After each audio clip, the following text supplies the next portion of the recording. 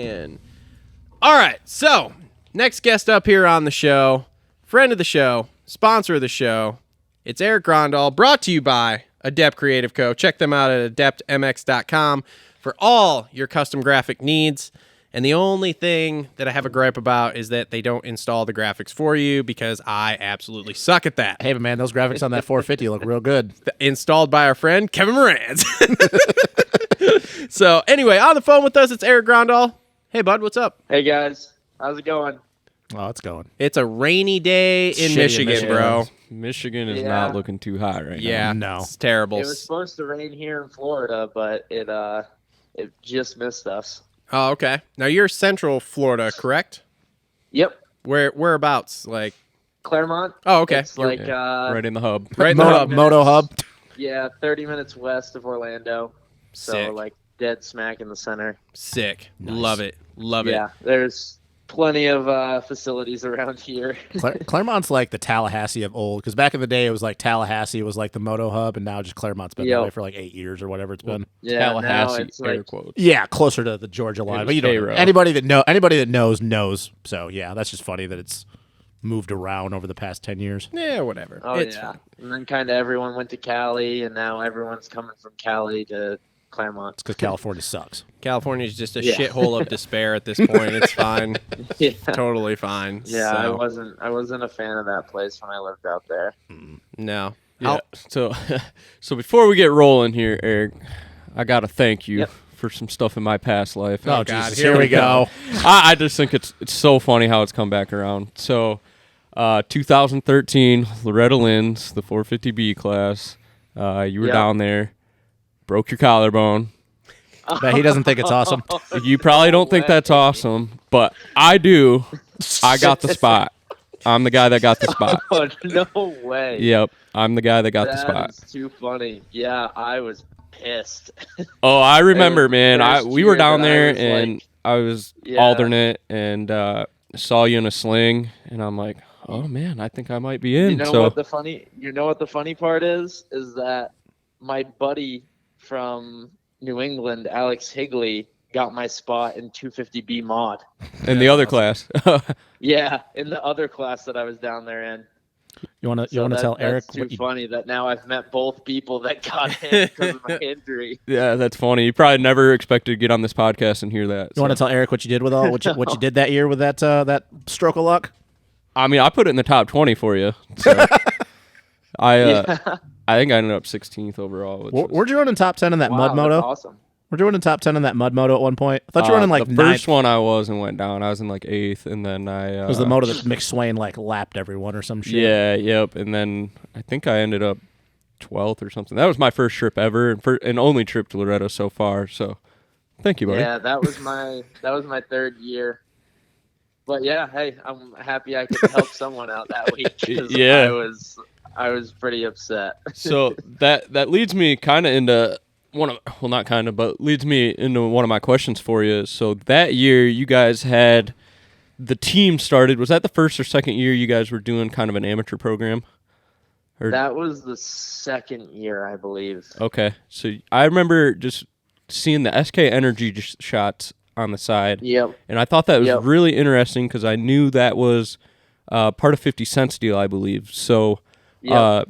are you able to go into any detail on how that came about? Was it connected in with Planet Fitness, or what was the deal there? Because I always thought that was pretty interesting. My dad was an investor in SK at the beginning. And so, like, we got to meet 50 Cent and stuff. He came to the Planet Fitness headquarters and had a meeting with us. It was pretty cool. Yeah. I thought I was a very cool kid in 9th grade when that happened. Oh, yeah, you were bumping Disco Inferno for like a week. Oh God. But yeah, no, and then the deal went a little bit south, and they didn't do too well, and they slowly fizzled out Mhm. of business. Oh, what was But that? I wonder what 50 Cent yeah, was like I mean, in it person. looked cool. I felt like our setup was really cool. Yeah, I remember. It was It was real cool. It was me, Hayden Melross, and Luke Clout. Dude, that I've told these guys about this remember seeing you guys. I don't remember what the first national I saw you guys roll up to the first year you guys did it, but I'm like, because obviously back then everybody had like a huge rig, and I gotten to the point now it's just like the semis and stuff, the team deals. But I'm like, who the fuck is rolling up to all these nationals with like just 3 guys, and they're not affiliated at that point with like any of the factory teams? And then you guys were just killing it that year at every national. I'm like, oh, like this is actually a legit thing. Then obviously, like like everybody knows how well Luke did that year. Good results. Yeah, I mean, Luke guys got us some good results. They were fast. Luke killed it that year. That was the year that he won a B title at Loretta's, right? I don't know if he won the title, but I think he won a moto or 2. Okay, yeah. I don't know. I mean, that was so long ago. I know that Hayden Melross, he broke his hand in the very first moto, and so that was a big bummer for him and the team. But 2 Aussie legends. I mean, it was cool. It was fun because they were my homies at the time, so it was fun to travel around and go to the races together and just represent cool companies. You still talk to Luke at all? Because dude, that guy's a character. No, I haven't talked to Luke in a while. I talk to Hayden every now and then. Yeah, but those dudes are both killing it down in Australia. I think Luke's like multi-time champion down there now, and Hayden's. I watched one of their races last year on YouTube, and they had a pretty good battle going. It was cool to watch just because like I used to watch them battle all the time in the amateurs, and like even at the practice track at MTF, those dudes would go at it all the time. Yeah, I would say outside of Jet and Hunter, obviously, that like Luke is probably the most well-known Aussie dude. Because I think he won the 450 title. I think he won the 450 title outdoors last year, and everybody knows like that insane battle when Josh Hill was over there for the AusX series that like those two went back and forth. Yep. So. Yep. Yeah. Yeah. I was bummed that the whole Supercross deal didn't really work out for Hayden or Luke. Yep. Because I felt like because Luke didn't come over here for very long. I think he only did that 1 year of Supercross here, and he did pretty good. Yeah. I think he was top 10 every race. Yep. And then, Hayden, I when we were with the Geico team, I pushed hard for them to sign that kid because, he did not have very good equipment. And, I don't know if he ever got a top 5 in a main event, but I know that he was, like, right on the cusp. I know that he got either 6th or 7th at an East-West shootout, and he was like battling with all factory dudes, and I was just like, come on, like this guy's gotta catch a break, and it just never happened for him. I was super bummed, but he seems to be doing pretty well down in Australia now, so I'm happy for him. Yeah, those guys are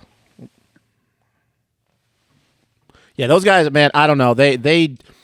Yeah, when Luke came over here and he had the Penrite deal, he was top 5 a couple different times, or at least on the edge, I feel like. But I think honestly that if he got a shot over here, I think he'd be top 10 all day long outdoors on a 450. I don't know how Supercross would be because obviously we know the difference between the way they build the Supercross tracks over there compared to here. But outdoors, last year he put the beat down on everybody. I remember looking at some of the results, and I think there was motos where he was winning by 50 seconds. So wow, yeah, I feel like if he got a shot up here, I feel like he's top 10. I haven't seen Hayden Melross, any of his stuff in a while, but yeah. Well, I got to feel like those Aussie guys are going to have a real good shot at that XX Global deal coming up. So. Oh, dude, and they're all about it. And also Jackson Richardson. So. Yeah. So that'll be cool to see those guys get a shot on what I think is going to be some good equipment. Yeah. So. Oh, yeah. Yep. Cole, you had some... Yeah, it's going to be interesting who ends up going to that series. Yep. Yeah. We're so far from waiting. what I've heard, there's really no one over here that's going to it. Not that I've heard, at least. I've heard Michael Lessie wants to do it. He wants to come back and do 250 Supercross next year. Wow. He's like, there's no... Eric's like, Yeah, he was on Whiskey Trial the other day. He's like, no whoop, short track. I think I can be good. And he dropped that HEP in Genova. We're doing something with it. So there's at least 2 teams. But yeah. I don't know. But yeah, more questions. I had a few ready for you, Eric. Yeah. Still with the team stuff, I remember how badass the bikes looked. Obviously, with you guys' affiliation into Geico Honda, how similar were those bikes to the factory bikes? Were there any parts that got trickled down, or did you guys try to stay, within the amateur parameters kind of deal? On the SK bikes you're talking Or about? just any of your bikes in the amateur days, were you able to snag some parts from the factory level and try them out and that kind of stuff? Well, the SK days, I believe we were on BPM engines. Mm-hmm. BPM, and then I think we might have done a couple TLR motors. I know that I had a TLR 450 at one point, and that thing was a freaking Rocket ship. Title chances. Yeah, I pulled insane. the whole shot at Loretta's, like 2 out of 3 motos in College Boy, and I didn't even have to shift to third gear. The thing was so fast. Like, Title chances. but that's also animal. why I couldn't hang on to it. Yeah. Yeah, but as far as like the amateur stuff goes, basically once the SK team kind of unfolded and we just helped out RJ, that was, it wasn't necessarily a team anymore. We just helped out RJ because I saw the bikes that he was riding once I moved from MTF down to Timmy's, and I was like, I think it was when he won Minios that year on that like 05 Honda 450 in the B class. And I was just like, wow, if this kid had some like decent equipment, I think he could be good. And so I told my dad, I was like, we got to help this kid out. And he was like, all right, if you think he's that good, like, we'll do it. And then Villapoto shows up we were training at Tim Ferry's at the time, and him and Jake Weimer came out, and RJ held Villapoto off for 25 minutes in a 30+2. I mean, like, and Villapoto was barely catching him the whole moto. And I was just like, I forget what happened. My bike must have blown up or something because I was watching, not riding. And I was just like completely blown away. And it was both 30-minute motos that he was like almost the same speed as Villapoto. And he was like faster than Weimer. I was just blown away. And that's when I told my dad, I was like, Dad, this guy's legit. Like, we need to push to get him onto the amateur program for Geico. So that's when Geico started to help us out and give each of us some decent amateur motors. They weren't the same things that their factory amateur guys were on, but they were better than what we were on. And that's pretty much what that was. And then when I was on Supercross, whenever I was on Hondas, I had basically a step below what the Geico guys were running. Don't know if I'm supposed to say that or not, but yeah, like suspension team's clamps not and around stuff. anymore, so I don't think I think you're it's good, that Eric. big of a deal. What's a Pretty step? much everyone knew anyways. So that's part of the reason why I switched to KTM after Supercross in 2015 when I turned pro. After Supercross, I did my first 2 nationals. I broke my finger at my second national, and I switched to KTM right after that because I was kind of in my own head, but there was always kind of people that I was hearing that were talking behind my backs and like, oh, if I had that bike, I'd be way better than him, like blah, blah, blah, blah, blah. So I was just like, I want to prove to these people that I can do it on a full privateer bike too. So that's when I went to KTM, full privateer, did just as well. It didn't help or hurt really. I was on a completely stock 250F qualifying for nationals, so it went pretty well. What's then, with the Geico or with the Hondas? What does a step down mean? Like, are we talking like you don't have the tranny that the Geico bikes have? Like what are basically anything that came from like factory Honda? Okay, I wasn't allowed to get. Okay, Clamps, probably. Yeah. Because they didn't get much of it. Okay, And what they did get had to go to their factory guys, obviously. okay. But I mean, the bike I still had was still fast as could be. Like, the thing was an absolute rocket ship. Still to this day, it's probably better than half the privateer 250s out there. Oh, I bet. I mean, that thing was fast. Those Hondas, they didn't handle very well. The front end was just very knifey on those things, I would say. But still, it was a great bike and very fun to ride. Yeah. No, that's got to be cool, because I always just think about, man, just like the little subtle differences that the guys at that level get and how much of a difference that makes in lap time wise. Like, I remember the one thing was the throttle bodies. I didn't get the factory throttle bodies. I knew that. Yeah. Or I know that. Interesting. Did you ever get to swing a leg over a full factory one out at the nest or anything like that? Yes. Yeah. How was that? Yes. Unbelievable. I mean, yeah, it was just like, I was like, I'd almost prefer my bike because it's too fast. Yeah. Like, it would take so long to learn how to ride that thing, because you literally just like, you barely gave it gas and you were 3 into the rhythm sections. Like, it was, you had to be careful not to like wheelie out of the corner.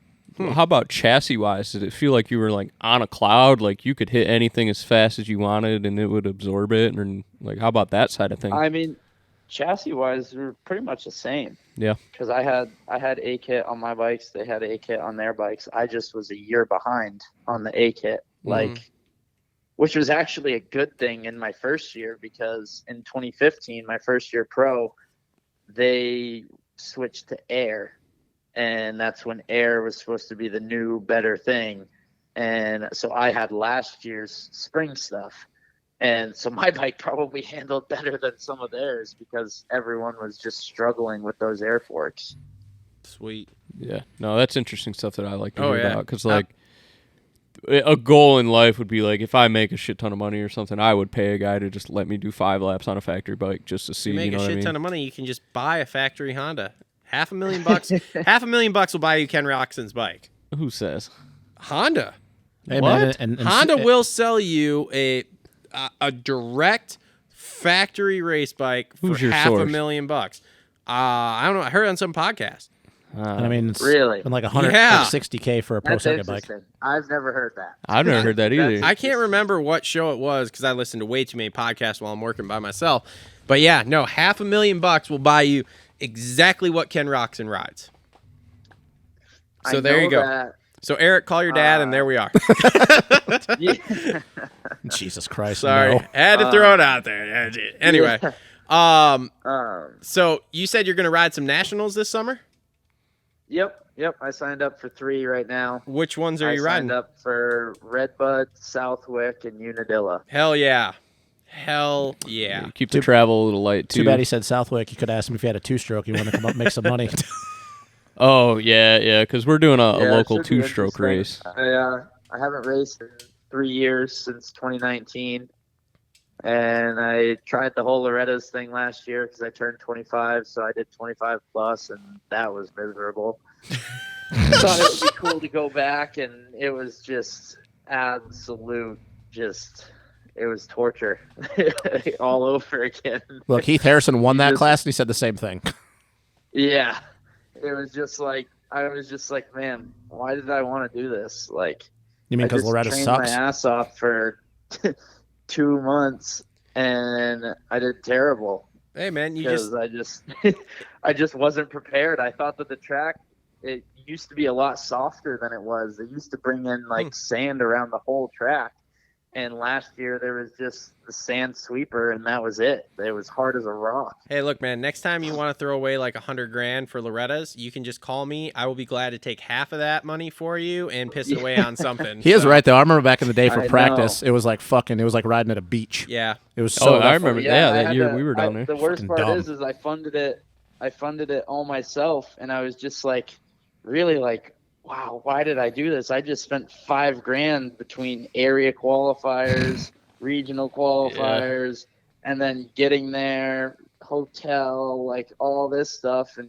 travel, and I'm just like, what was the point of that? You don't even get paid. Like, Yeah, I know Right. you don't It make like much- opened my you eyes, don't too. make Like, much at a national, but at least you get some of it put back in your pocket. Yeah. It opened my eyes to like back in the day, the parents going down to the dealership and buying a fresh bike just to go to Loretta's with. We Like, did that all the fuck. time, man. We would get like 4 bikes after regionals and fucking just Yeah. scrap everything.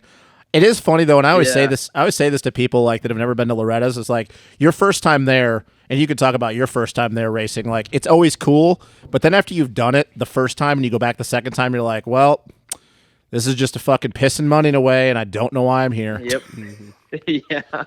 Yeah. I just did it because I thought it would be fun and it would be good for Adept to have someone there racing, and I was just like, yeah, this did not work out as planned. The Much motorhome easier to broke send down. $5,000 to a kid Literally, and let him run it. as I was leaving, I was 45 minutes into the drive. Motorhome breaks down. Oh. Had to friggin' turn around and drop the motorhome back off at the nest, or now it's the Moto Sandbox, and get my van, load up the van, and me, my girlfriend, and our dog drove to Loretta's in the van. And had to sleep in the van the first night because we didn't get a hotel. Been there, done that. Because we were supposed to have the motorhome. And yeah, it was a wreck. It started that way, and it just it snowballed. just didn't go good from there.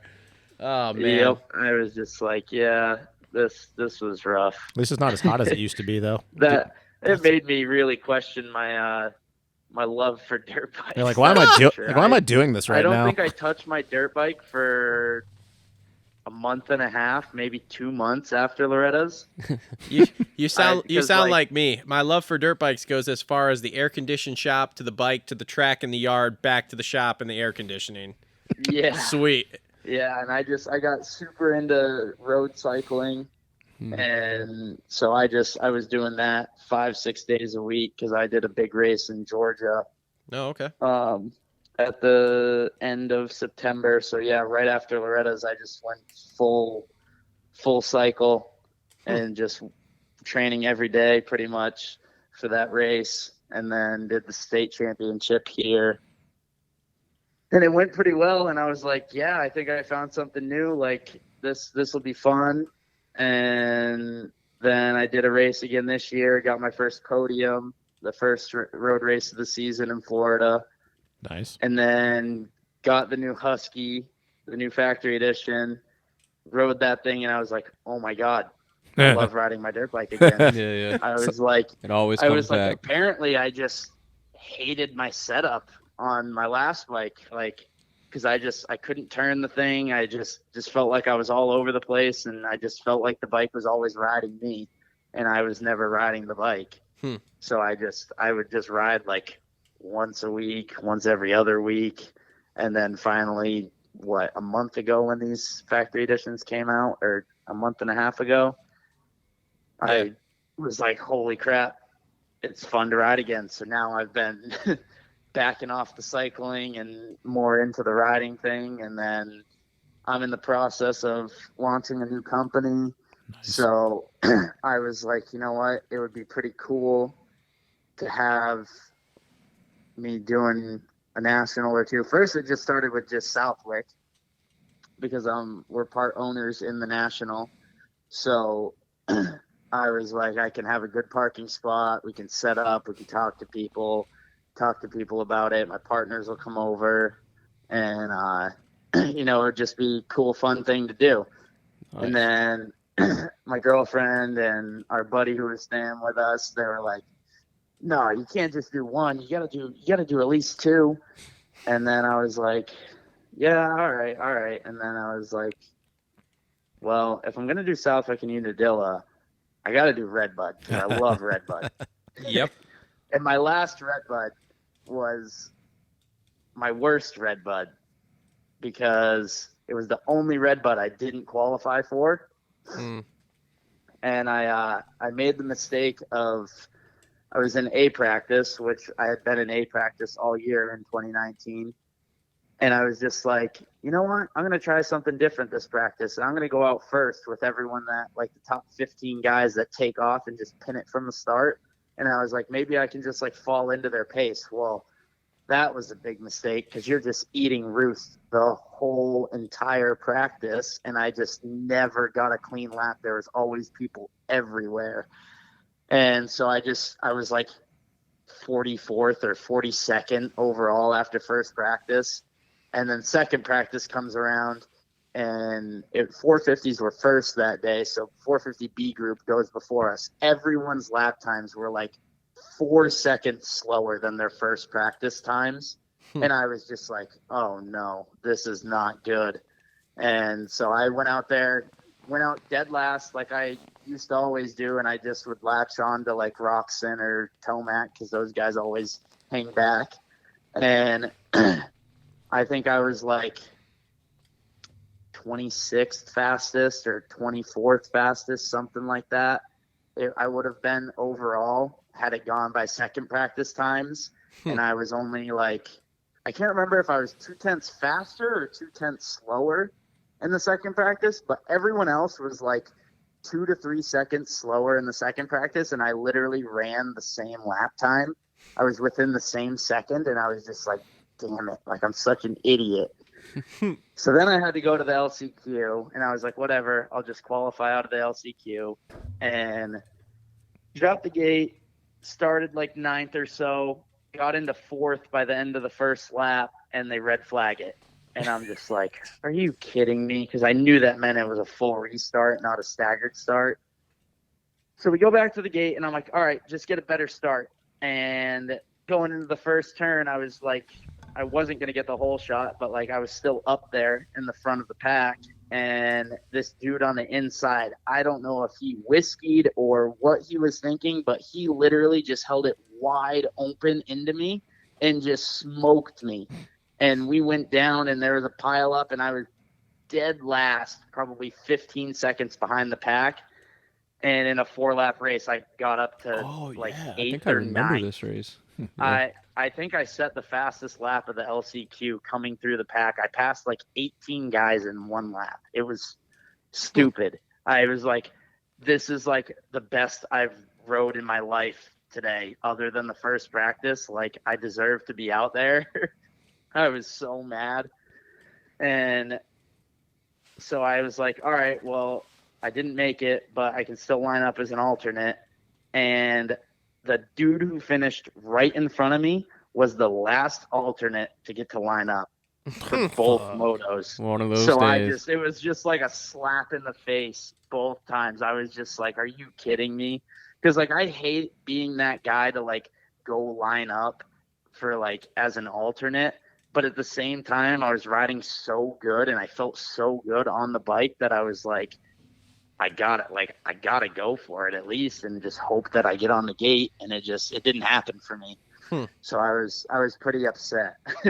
That's rough. What year was that? Yeah. Needless to say, 19. that was 2019. Needless to say, I worked my ass off the next month and made sure that I didn't miss another national. And I qualified for every one that I went to after that. Hell yeah. Yeah, I remember that year. I remember that pile up. It was Wasn't that pretty when you gnarly. rode that 125 Dream Race, Cole? Did they do the 125? I think that was the year you rode that. I think it was, yeah, it had to have been Yeah, 2019. that slow ass CR. Yeah. Well, I could have told you that. Come bike to was find really out, slow. the piston was sticking. Nice. Oops. Yeah. So I got one question for him. So you're doing these 3 rounds and stuff. Obviously you're going there to have a good time, but do you have any expectation? Are you going to train for it, or like I said, is it just going to be? Oh hey, yeah, I mean, I'm definitely training for it. I wouldn't, nationals are no joke. Like, I have so much respect for those dudes. Like, Yep. obviously the top factory dudes are in incredible shape, but like even us privateers, like people, I don't know if people know that like we work just as hard, and if not some of them maybe even harder, some of them less obviously, but there's a very, very big majority of us that work our ass off to be there. And so it's not something that I take lightly. Like, if I'm out there, like, I want to, at least be able to show everyone that like I can make it Yeah. the whole moto too. Like, I don't want to be one of those guys that like just has that incredible fast lap talent, which I don't have. I don't have that ability to just turn my brain off. That's why I've always been like on the cusp of making it in at nationals. And because I've seen some guys qualify like 11th, and then I got the last spot, and I pass them halfway through the moto and they're just rolling around the track. And I'm just like, what is the point of that? Like, give it to someone who wants to be out here. Yep. Mm-hmm. And that just always makes me mad. So I would never just go there and just take a spot on the gate. Yep. So I'm started a diet a couple weeks ago, or actually not a couple weeks ago, last week. And I've been trying to ride 4 days a week. I only got 2.5 days last week because my shock blew out. But yeah, I was on the bicycle, basically just gonna drill myself into the ground until about 3 weeks before the first race, and then I'll start lightening my training up and just start to let the body recover, and hopefully I'll be able to make a 30-minute moto. It's been a long time since I've done one, especially at that pace on those tracks. But my biggest thing is just going to be arm pump, because I never really used to get it that bad when I was racing at the pro level all the time. But now that was my thing at Loretta's last year, is just like I trained for 2 months, but it still wasn't enough for my body to be able to get rid of that like riding feeling all the time and on all the different surfaces. So when I went to the hard pack track at Loretta's and I'd been training on mostly sand and softer dirt, my arms were just like, this is not what we're used to riding. Like, so that's going to be my biggest thing right now, is just finding the gnarliest stuff and hardest stuff to ride on and just get rid of that arm pump as soon as I freaking can. Yeah. Well, don't worry. Your first national back in a while is the roughest track of the year, so you'll be fine. Yeah. What? Southwick or Redbud? Redbud. I don't know that you can call Redbud the roughest national. You don't think so? I don't think so. All right. Redbud's rough. What would you go with? Rough, but Southwick is absolutely obliterated every single year. Yeah. I mean, it's just because there's like, at least at Redbud, you have jumps to take a break on. Southwick, you have like, you're in the air for maybe a half a second. Yep. Like there's no hang time there. You're just constantly pounding sand rollers, and the braking bumps are ridiculous. Like they're literally like whoops in some areas. Well, hey, at least you know a guy to get a little training in there, huh? Yeah. Yeah. I don't know if they're doing it anymore, because we used to be able to ride there like every Wednesday, and so we would get a lot of time on the track. And of course it would never be rough like the national, but like at least it was time on the dirt. Mm-hmm. But I don't know. I can't remember. I thought that they might have stopped doing that. I don't know. But either way, I'm not going to have the luxury of doing that this year. I'm going to go up to New England probably 2 weeks before Southwick, or 3 weeks before Southwick. So I'll try and get up there a couple times. And, sorry, you're such a punk. My girlfriend just walked over to me and just handed me a quarter for absolutely no reason. It's a good chick right there. Just Here's a quarter. Go get an Aldi's cart. oh my god. Yeah. Homeless man ain't got no rent. All right. So one more question for you, because I told you we'd only keep you about a half an hour. What's this new company that you're launching here? What do we got going on?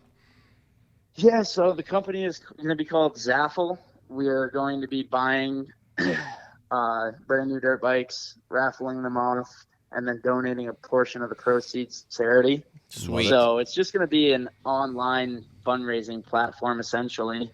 And just, we want to do something good for the motocross community and help give back. And, hopefully in turn it helps grow the sport and get more eyeballs to, people on dirt bikes. And So- hopefully, I hope whoever wins it, is someone that can't afford a brand new dirt bike or something like just, I hope it goes to someone who deserves it at least. But I mean, that's all part of it. It's a raffle. It has to go to a second party company that like does raffle picking. It's like the law here in the U.S. Yeah. But yeah, right now we're just wrapping stuff up on the legal side of things to get going. But we partnered with Christian Craig on the first one. We got a brand new YZ 450. It's all decked out with Adept graphics, and we've got some good people that have donated a couple parts for the bike. Pro Taper is giving us some stuff. I think FMF is sending us a pipe. I'm not 100% sure if they have any, but I know that they were trying to.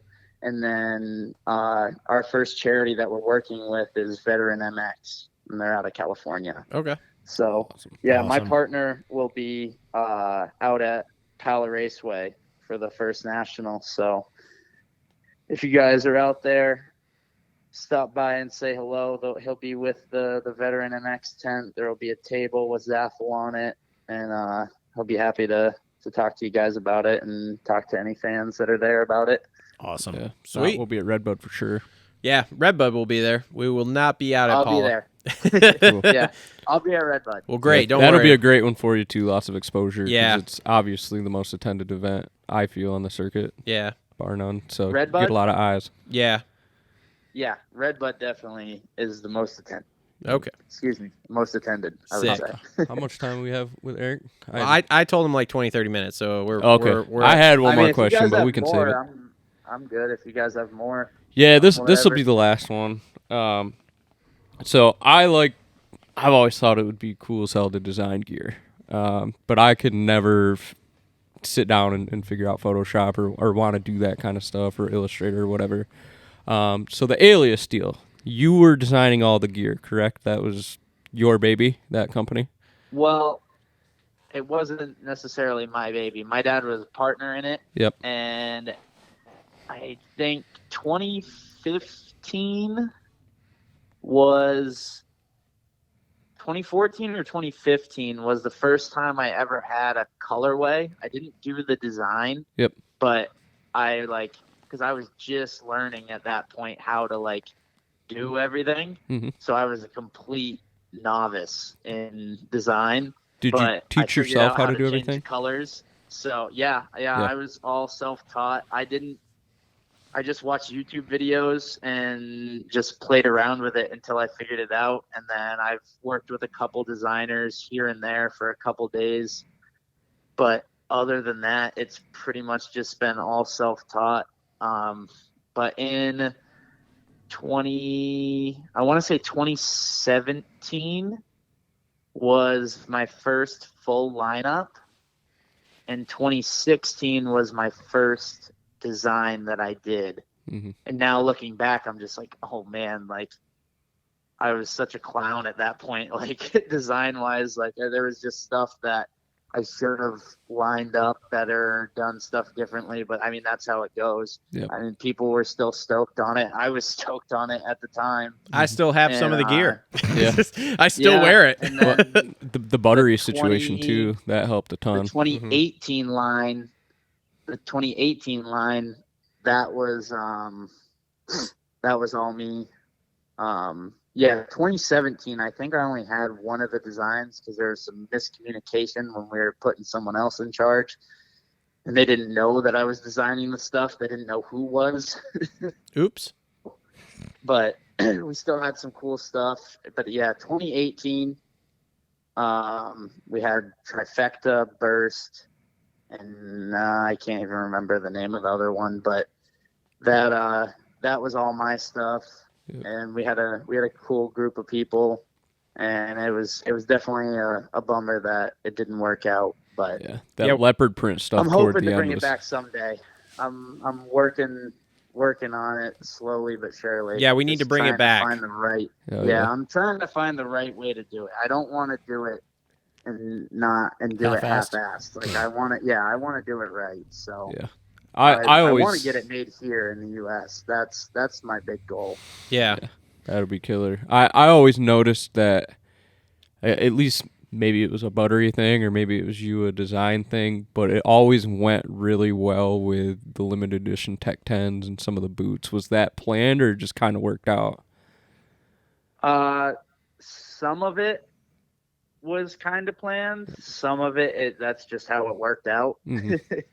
Alpine Stars seem to always have those crazy colorways with limited editions, and we would just happen to have a colorway that matched up. And then I remember one year, once I was like, I had a couple friends at Alpine Stars, they would show me the boot early so that we could make a set of gear to go with it. Yeah. And so all the sick. Geico guys would look really sick.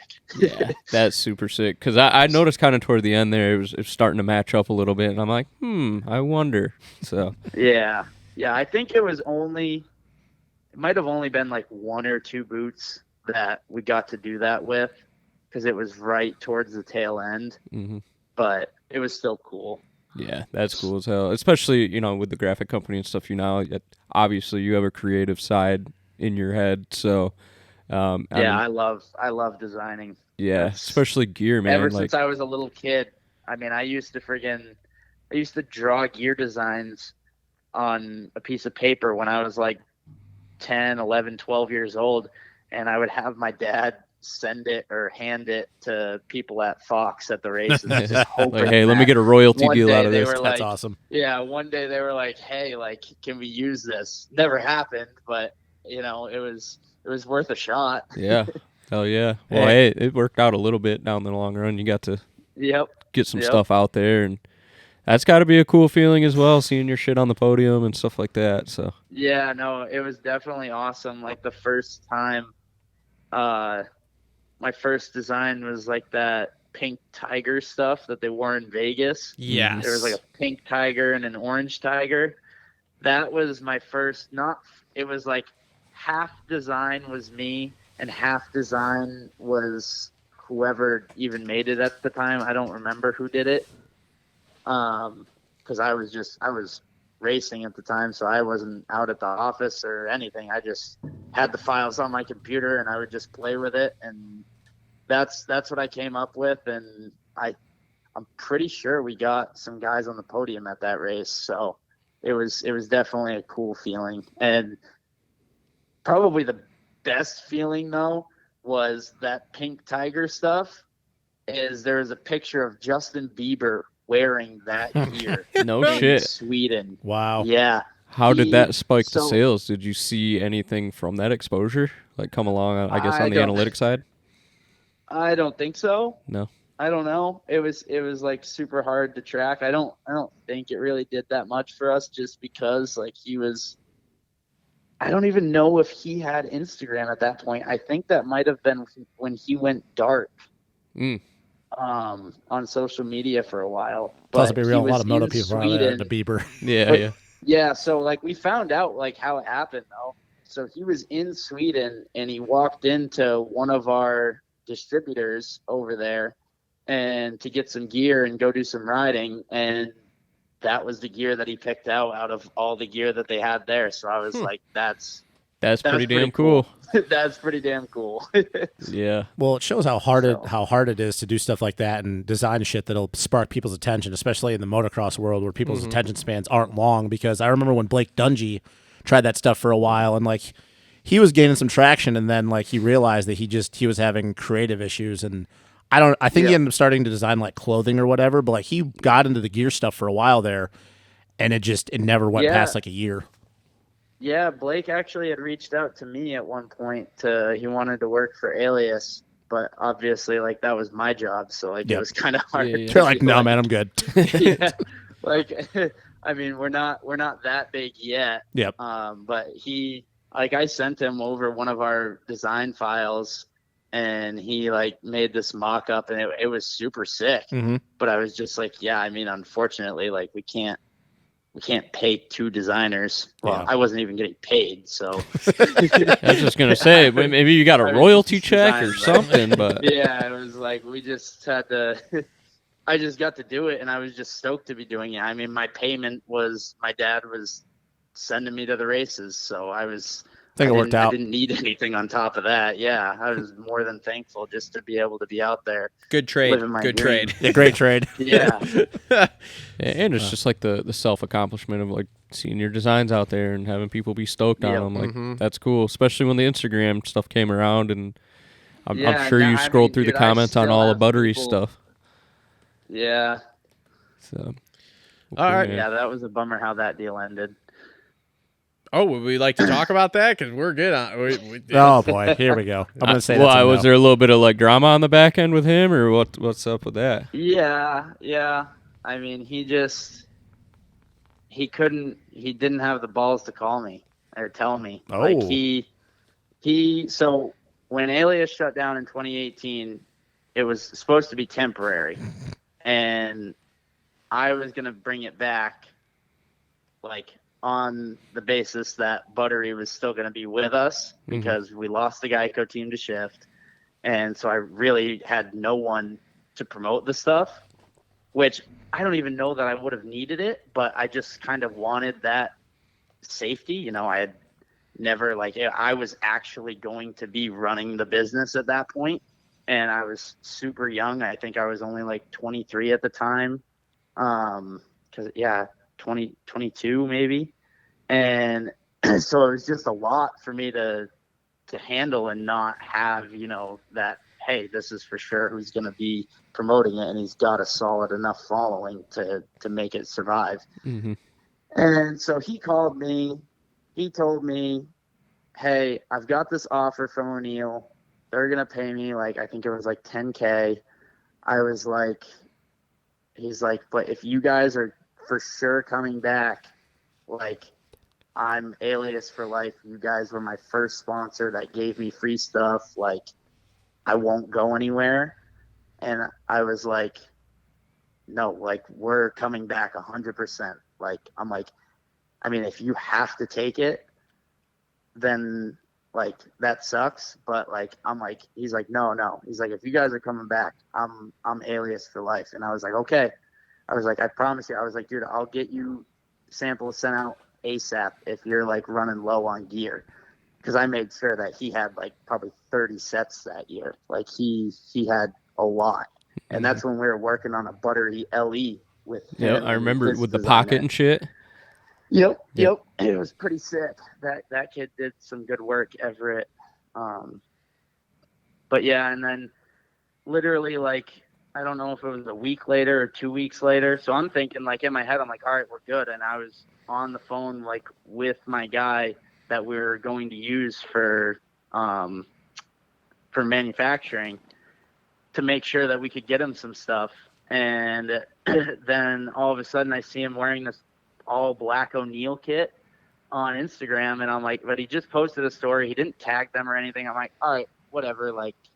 He just needed some gear, not a big deal. But then the next day, so I don't even think I said anything to him. I was just like, all right, whatever. It's all blacked out. You could barely even see the logos. And then the next day, he's wearing this bright neon kit, and he tags him. He's so stoked to be part of the O'Neill family. And I was like, I replied to his story. I was like, dude, what's going on? What's with O'Neill? And he reads it and doesn't respond. So then I'm like, okay. So then I text him, and I was like, hey man, what's up with O'Neill? Can you call me? No response. So then the next day I tried giving him a call to see if he would pick up. Won't pick up the phone. So then I'm just like, all right, cool. So I just went on his Instagram, saw people were commenting. One person said, what happened with Alias? And I said, good question. Yes. Yep. Savagery. And I think that was it. And I was just like, whatever. And then I was pissed. And then I'm buddies with Dean Wilson. Dino happened to sign with O'Neill that year. He posts on his Instagram. It was the year that he was privateer Husky. And so I did all of his merch that year and designed his team look, except for his graphics. Because he had already made a deal before my company launched, or that might have even been the year before. But that's besides the point. Yeah. I commented on Dean's post saying lit kit with a fire emoji, and Buttery replies to my comment and says, funny how you say this on his post, but you talk shit about O'Neill on mine. And I was like, I lost it. I was like, dude, first of all, I have nothing against O'Neal. Like, I have not said anything bad about O'Neal.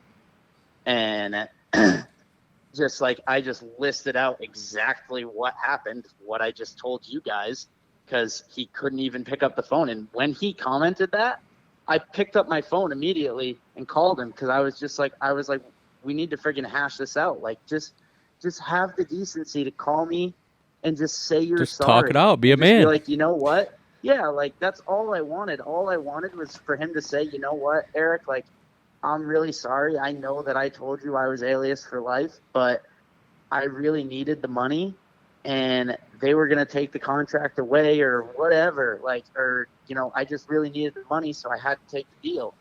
And that's all he had to tell me. I would have been like, damn, that really sucks, but, like, I get it. You have to eat. You have to survive. You have to live. I fully understand that and respect that. It's just that he didn't have the decency to call me and let me know that that was going to happen. I had to find out by him posting it on Instagram.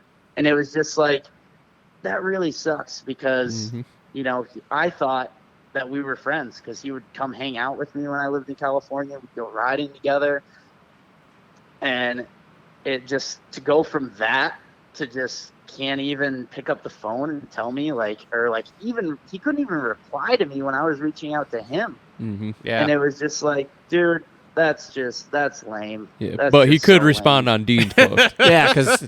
Yeah, but then he responds and wants to talk shit to me on Dean's and try to make me look bad. I'm like, dude, literally all you had to do was pick up the phone. Yeah. Even today, if he picked up the phone and said, hey, dude, I'm sorry, I should have told you, like, are we cool? I'd be like, yes, like, I don't care. I'm not going to hold on to that forever. But, like, you got to have respect in this industry. And just no one does. Not no one, but not a lot of people have that respect and can do that. Yeah. No, Buttery's too big time now for that. He wouldn't do that. He's a nice guy. Yeah. Connor's a real cool dude. He's a nice guy, dude. Haven't you listened to him on Gypsy? Whatever. He's a nice guy. Yeah. So Whatever. we're gonna start some beef. Yeah. Yeah, I don't know, a man. lot of Yeah, people love that him. is pretty shitty. I never bought into the It's whole just- thing. I always enjoyed hanging out with him. He's funny. He's a funny dude. But yeah, that wasn't cool. And, you know, it's whatever at this point. But Yeah.